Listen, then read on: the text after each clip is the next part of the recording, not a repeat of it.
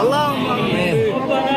ربنا آتنا في الدنيا حسنة وفي الآخرة آمين. اللهم اغفر لنا وارحمنا وعافنا واهدنا শহীদ হিসেবে কবুল করুন।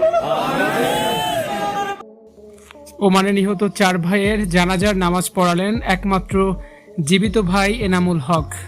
নিয়তির কি নিষ্ঠুর পরিহাস, যে 4 ভাইয়ের কাঁধে ভর করে মায়ের মুখে হাসি ফুটেছিল, আজ সেই 4 ভাইয়ের নিথর দেহই একসঙ্গে ফিরল মায়ের কোলে। 4 ভাইয়ের জানাজা পড়ালেন একমাত্র জীবিত ভাই। জানাজা শেষে মোনাজাতের হাত তুলে যখন তিনি আল্লাহর দরবারে ফরিয়াদ করছিলেন, তখন উপস্থিত হাজারো মানুষের চোখের জল আর ধরে রাখা যায়নি।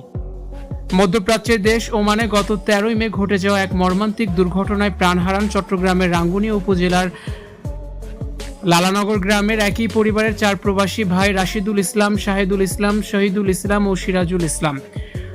ওমান পুলিশের ময়নাতদন্ত প্রতিবেদন অনুযায়ী গাড়ির এসি থেকে নির্গত বিষাক্ত কার্বন মনোক্সাইড গ্যাস শরীরে প্রবেশ করায় শ্বাসরুদ্ধ হয়ে মৃত্যু হয় তাদের।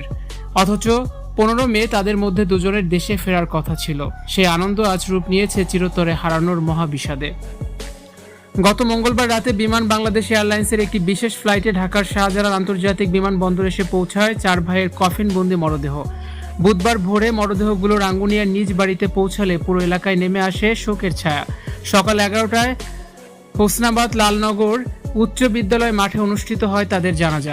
জানাজা শেষে জামে মসজিদ সংলগ্ন কবরস্থানের পাশাপাশি 4টি কবরে তাদের দাফন সম্পন্ন হয়। 4 ভাই ছোট থাকতেই বাবা মারা গিয়েছিলেন। মা অনেক কষ্ট করে সন্তানদের বড় করেছেন।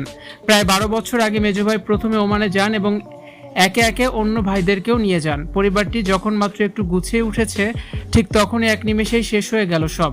একমাত্র জীবিত ভাই এনামুল হক, যিনি পেশায় একজন মাদ্রাসা শিক্ষক, আজ ভাইদের শেষ বিদায় জানিয়ে পুরো দেশবাসীকে কাঁদিয়ে গেলেন। পৃথিবীর বুকে এর চেয়ে ভারী ও কষ্টের দৃশ্য আর কি হতে পারে।